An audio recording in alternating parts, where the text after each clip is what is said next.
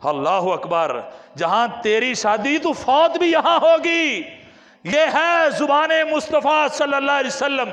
अब वक़्त गुजरता गया, अल्लाह के रसूल सल्लल्लाहु अलैहि वसल्लम वफ़ात पा जाते हैं। अल्लाह के रसूल सल्लल्लाहु अलैहि वसल्लम अपने अल्लाह के यहाँ तशरीफ़ ले जाते हैं। सैयदा मैमूना रज़ी अल्लाह ताला अन्हा के भांजे मक्कातुल मुकर्रमा में रहते हैं। वो मदीना को छोड़ती हैं और मक्का अपने भांजों के पास चली जाती हैं। सेहत कुछ ख़राब है, वो इनकी खिदमत करते हैं, तैमादारी करते हैं, इनकी सेहत का ख्याल करते हैं। भाइयों, वक़्त गुजरता जाता है, गुजरता जाता है। मुस्नद अबू याला के अंदर जिल्द नंबर 20 है और सफ़ा नंबर 21 पे ये रवायत मौजूद है। और अम्मा जी सैयदा मैमूना रज़ी अल्लाह अन्हा फरमाती हैं, अखरिजूनी मिन मक्का फ़इन्नी ला अमूतु अखबरनी रसूलुल्लाह सल्लल्लाहु अलैहि वसल्लम इन्नी ला अमूतु बिहा, कि ए मैमूना, तुझे मौत मक्का में नहीं आएगी, तुझे मौत आएगी तो मकाम सर्फ पे आएगी। अब ये मक्का में है, हालत बिगड़ी हुई है, लोग इस इंतज़ार में शायद अम्मा जी अब दुनिया से रुखसत हो जाएं, अब रुखसत हो जाएं, अब हमारे प्यारे नबी की प्यारी बीवी अल्लाह के पास चली जाएं। लेकिन दिन गुजरते जाते हैं, अय्याम गुजरते जाते हैं। मोमिनों की माँ अपने भांजों को बुलाती हैं और कहती हैं, मेरे भांजों, मेरे बेटों, मेरे रिश्तेदारों, अपनी माँ की चारपाई को यहाँ से उठाओ, मक्का से ले चलो। कहा, अम्मी जान क्यों? कहा, अगर क़यामत तक भी मक्का में पड़ी रहूं, क़यामत तो आ सकती है लेकिन मैमूना को मौत नहीं आ सकती। कहा, क्यों नहीं आ सकती? फरमाया, असल में ये मेरी बात नहीं, ये उसकी बात है। वल्लाह ला यखरुजु इल्लल हक, जिसकी ज़ुबान से हक के अलावा कुछ निकला ही नहीं। कहते हैं क्यों? अम्मा जी ने पूरा वाक़या सुनाया। अब चलने के काबिल नहीं। रिश्तेदार, अजीज़ व अकारब, हदीस रसूल पे एतमाद देखिए, ज़ुबान नबुव्वत पे यकीन देखिए, आज हमारा यकीन कितना है। चारपाई को उठाते हैं, लेकर चलते हैं और रास्ते में एक जगह पे रखते हैं और मुंह से कपड़े को उठाते हैं तो माँ जी फरमाती हैं, अभी मेरे जिस्म में रूह बाकी है, क्योंकि वो मुकाम नहीं आया जिस मुकाम के मुतल्लिक रसूलुल्लाह सल्लल्लाहु अलैहि वसल्लम ने फरमाया। सहाबा कहते हैं, रिश्तेदार कहते हैं, हम लेकर चले, हम सफ़र करते गए, मदीना में दाखिल होते हैं, मक्का को क्रॉस करते हैं, मक्का से बाहर निकलते हैं, मकाम सर्फ पे पहुंचते हैं, चारपाई को नीचे रखते हैं और जिस्म से, मुंह से कपड़े को उठाते हैं, चेहरे को नंगा करते हैं, तो अचानक एक दफा दोनों होंठ हरकत करते हैं और इस जिस्म से रूह परवाज कर जाती है। और सहाबा कहते हैं, वल्लाह ला यखरुजु इल्लल हक, वाकई अल्लाह की कसम, इस जुबान से हक के अलावा कुछ निकलता ही नहीं। सुभान अल्लाह। भाइयों, आज हमने उस जुबान पे कितना एतमाद किया है, हमने कितना यकीन किया है। आइए आगे चलते हैं, बात को आगे बढ़ाते हैं। बात जुबान मुस्तफ़ा सल्लल्लाहु अलैहि वसल्लम की हो रही है। हमारे प्यारे नबी सल्लल्लाहु अलैहि वसल्लम का फरमान चल रहा है। अल मुस्तदरक लिल हाकिम में यह भी रिवायत मौजूद है। नबी अलैहिस्सलाम जब गज़वा तबूक के लिए जा रहे हैं, कुछ सहाबा पीछे रह जाते हैं। 3 का तज़किरा तो आपने सुना हुआ है, और पीछे रहने वालों में अबू ज़र ग़िफ़ारी रज़ी अल्लाह अन्हु भी है। लेकिन वो पीछे सुस्ती की वजह से नहीं रहते, काहली की वजह से नहीं रहते, बल्कि उनका ऊंट जो है वो अचानक जिद कर जाता है। वो जिस जगह पे बैठा है वो उठने का नाम ही नहीं लेता। अब अबू ज़र ग़िफ़ारी रज़ी अल्लाह अन्हु 700 किलोमीटर का ये सफ़र था और गर्मी की शिद्दत हिद्दत थी, समाने जो है ज़ादे राह भी पास था। अब कहते मैं क्या करूं? जब ऊंट ने जवाब दिया, जितना उठा सके अपनी कमर पे रखा और ऊंट को उसी जगह छोड़ा, पैदल चलना शुरू कर दिया। अब आगे नबी अलैहिस्सलाम के सहाबा बता रहे हैं, अल्लाह के रसूल सल्लल्लाहु अलैहि वसल्लम फलां भी नहीं आया, फलां भी हमारे साथ नहीं, फलां भी हमारे साथ नहीं। लेकिन जब ये कहा अबू ज़र ग़िफ़ारी भी हमारे साथ नहीं, तो रसूलुल्लाह सल्लल्लाहु अलैहि वसल्लम ने फरमाया, ये कैसे हो सकता है कि मेरा हुक्म आ जाए और अबू ज़र पीछे रह जाए? ये कैसे हो सकता है? हैं, ज़ुहद और तकवे के इमाम थे अबू ज़र ग़िफ़ारी रज़ी अल्लाह ताला अन्हु वारज़ा। अब लश्कर चल रहा है, एक जगह पे पड़ाव किया, रुके हुए हैं, दूर से एक आदमी आता नजर आता है। सहाबा कहते हैं, अल्लाह के रसूल सल्लल्लाहु अलैहि वसल्लम पीछे से कोई आ रहा है पैदल चलता हुआ। आप फरमाते हैं, नबी अलैहिस्सलाम के अल्फाज हैं, अल मुस्तदरक लिल हाकिम में ये मौजूद है। नबी अलैहिस्सलाम ने फरमाया, अल्लाह करे ये अबू ज़र हो। सुभान अल्लाह, ये कौन हो? अबू ज़र हो, ये किस ज़ुबान से निकला? ज़ुबान मुस्तफ़ा सल्लल्लाहु अलैहि वसल्लम से निकला। सहाबा कहते हैं अब वो चलता आ रहा है, सफ़र कम होता जा रहा है, वो करीब आता जा रहा है। जो ही करीब पहुँचते हैं कमर पे अपना सामान उठाया हुआ है और वाकई अबू ज़र ग़िफ़ारी रज़ी अल्लाह ताला अन्हु हैं। नबी अलैहिस्सलाम के पास पहुँचते हैं और नबी अलैहिस्सलाम पूछते अबू ज़र तुझे क्या हो गया था, वो मेरे प्यारे तू पीछे क्यों रह गया था? सारा ही वाक़या बयान किया। नबी अलैहिस्सलाम फरमाते सुन अबू ज़र, यहाँ भी तू अकेला है, जहाँ तुझे मौत आएगी वहाँ भी तू अकेला होगा, जब तू कब्र से उठाया जाएगा उस वक़्त भी तू अकेला होगा। अब ये नबी अलैहिस्सलाम ने फरमा दिया, ग़ज़वा तबूक में फरमा दिया, वक़्त गुजरता जा रहा है, इनको शाम की तरफ भेजा जाता है। लेकिन अमीर मुआविया रज़ी अल्लाह तआला अन्हु से एक दीनी मसला पे इनका इख्तिलाफ हो जाता है। सूरह तौबा की एक आयत पे ये कहते हैं सोना जमा करना, चांदी जमा करना, मालो ज़र जमा करना, ये कुरान की रूह से दुरुस्त नहीं, ये इनकी एक ज़ाती बात थी, इनका तकवा था। अमीर मुआविया रज़ी अल्लाह अन्हु ख़त लिखते हैं जनाब उस्मान गनी रज़ी अल्लाह तआला अन्हु को कि जी आप अबू ज़र को अपने पास बुला लें, इनकी वजह से ये मामला बन रहा है। उस्मान गनी रज़ी अल्लाह अन्हु शाम से इन्हें मदीना में बुला लेते हैं, ये मदीना में आ जाते हैं। यहाँ भी सहाबा से इनका अक्सर औकात इस चीज़ में जो है वो इख्तिलाफ रहता था। ये कहते थे कि सहाबा का काम नहीं माल जमा करना, सहाबा का काम नहीं ये दौलतें जमा करना, हम तो फ़कीर आए हैं, फ़कीर जाएंगे। ये इनका एक ज़ाती बात थी और इनका ज़ुहद तकवा था। और जब ये बातें करते हैं तो जनाब अमीरुल मोमिनीन उस्मान गनी रज़ी अल्लाह अन्हु इनको एक दिन बुलाते हैं और बुलाकर कहते हैं कि ए अबू ज़र, आप बेहतर है कि आप मदीना के किसी दूर दराज के गांव में चले जाएं, क्योंकि आपकी वजह से सहाबा में आपके साथ ये मामला बन रहा है।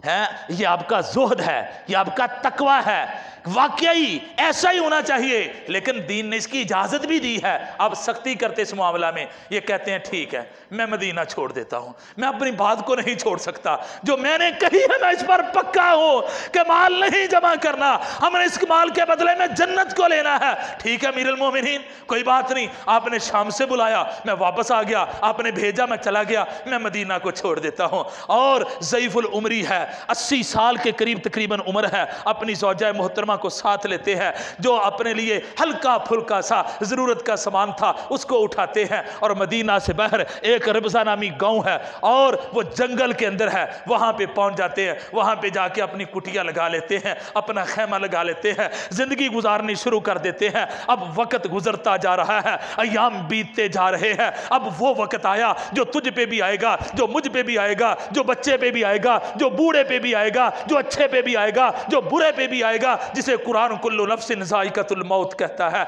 अल्लाह तैयारी करने की तौफीक अता फरमाए। अब ये वक़्त आता है, तबीयत बिगड़ती है, जंगल में रह रहे हैं, वहाँ कोई हमसाया नहीं, वहाँ कोई रिश्तेदार नहीं, वहाँ कोई डॉक्टर नहीं, कोई हकीम नहीं, कोई तबीब नहीं, कोई अपना नहीं, कोई बेगाना नहीं, कोई दिलासा देने वाला नहीं, कोई इलाज करने वाला नहीं, कोई हाल पूछने वाला नहीं। वक़्त गुजर रहा है, तबीयत बिगड़ती है और पास अकेली वो उनकी बीवी, वो भी बुढ़ापे को पहुँच चुकी है। जब वो भी देखती है कि अब अबू ज़र ग़िफ़ारी रज़ी अल्लाह अन्हु दुनिया में ज़्यादा वक़्त नहीं रहेंगे, दुनिया से चले जाएंगे, तो वो अबू ज़र के पास बैठ जाती हैं और रोना शुरू कर देती हैं, आंसू बहाना शुरू कर देती हैं। कहती हैं अबू ज़र हमारा यहाँ कौन है, हमारा साथ कौन देगा? अबू ज़र आपने तो मदीना की आबादियों को छोड़ दिया, आप बेबादियों में आ चुके हैं, जंगल में आ चुके हैं। अबू ज़र आप अगर दुनिया से चले गए, आप फौत हो गए, आप पे मौत पाक जो है वो वारद हो गई, आप वफात पा गए, तो अबू ज़र मैं अकेली खतून आपको गुस्ल कैसे दूंगी, आपको कफन कैसे पहनाऊंगी, आपकी कब्र कैसे तैयार करूंगी, आपको दफन कैसे करूंगी, ये क्या होगा? ये बातें करके उनकी ज़ौजा मोहतरमा रोना शुरू कर देती हैं। अबू ज़र ग़िफ़ारी जो तकवे के ज़ुहद के इमाम थे और हदीस रसूल पे ज़ुबान मुस्तफ़ा पे एतमाद था सल्लल्लाहु अलैहि वसल्लम, कहने लगे अल्लाह की बंदी परेशान ना हो, मुझे गुस्ल भी दिया जाएगा, मुझे कफन भी पहनाया जाएगा, मेरी कब्र भी खोदी जाएगी और मेरा जनाजा भी पढ़ा जाएगा, मुझे दफन भी किया जाएगा। कहा अबू ज़र यहाँ तो कुछ परिंदे नजर आ रहे हैं, हैवान है, इंसान रहते नहीं, ये कैसे होगा? कहा मैं नबी अलैहिस्सलातु वस्सलाम के पास था, उस वक़्त हम 6 लोग थे और नबी अलैहिस्सलाम ने फरमाया था तुम में से एक वो शख्स है जिसको जंगल में मौत आएगी, उसके पास कोई नहीं होगा, वो अकेला होगा, लेकिन उसकी वफात के बाद वहाँ पर एक जमात आएगी, वो गुजरेगी और वो उसको देखेगी, आएगी, उसको गुस्ल देगी, कफन पहनाएगी और उसकी कब्र खोदेगी और जनाजा पढ़ के दफन करेगी।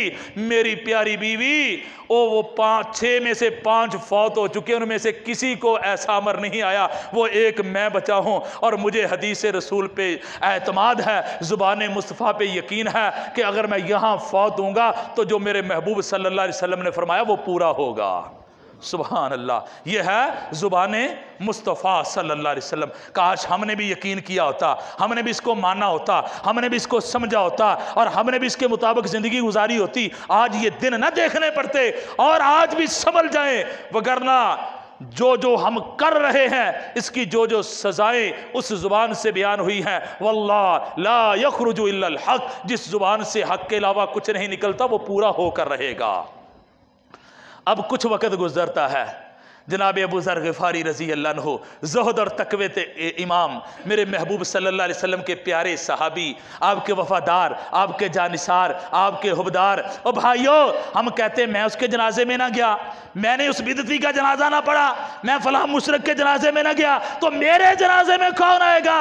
और तुम यकीन करो, एतमाद करो, तुम अपने अकीदे पे पुख्ता रहो, हर मुवहिद और मुत्तबे सुन्नत का जनाजा पढ़ो, उसके पीछे जाओ, बाकी मामला अल्लाह के सुपुर्द कर दो, अल्लाह जनाजा पढ़ने वाले खुद ही पैदा फरमा देंगे।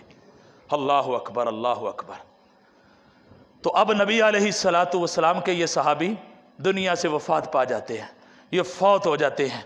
अब इनकी ज़ौजा मोहतरमा अकेली है, तन तनहा है, शोहर की वफ़ात का गम है, जंगल है, वहाँ पे कोई आबादी नहीं।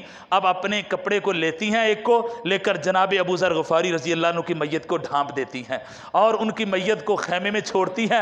आप बाहर निकलती हैं, ऊंची जगह पे खड़ी हो जाती हैं, हाथ में एक दुपट्टे को पकड़ लेती हैं और इस तरह उसको हिलाना शुरू कर देती हैं। ये एक अंदाज़ होता था कि जिस जगह पर किसी को मदद की ज़रूरत होती थी वो दुपट्टे को, कपड़े को हिलाता था, लोग आ जाते थे। अब ये दुपट्टा हला रही है, दूर से एक लश्कर गुजर रहा है और वो देखता है कि यहाँ पे कोई है जो अपने कपड़े को हला रहा है, वो रुख या इधर का इख्तियार करते हैं। मैं कहता हूँ वो नहीं आ रहे, उन्हें आसमान का रब ला रहा है, ये नहीं हला रही, आसमान के रब के हुक्म से ये हिल रहा है, क्योंकि वल्लाह ला यखरुजु इल्लल हक, जिस जुबान से हक के अलावा कुछ निकलता नहीं, अल्लाह ने उसको पूरा करना था।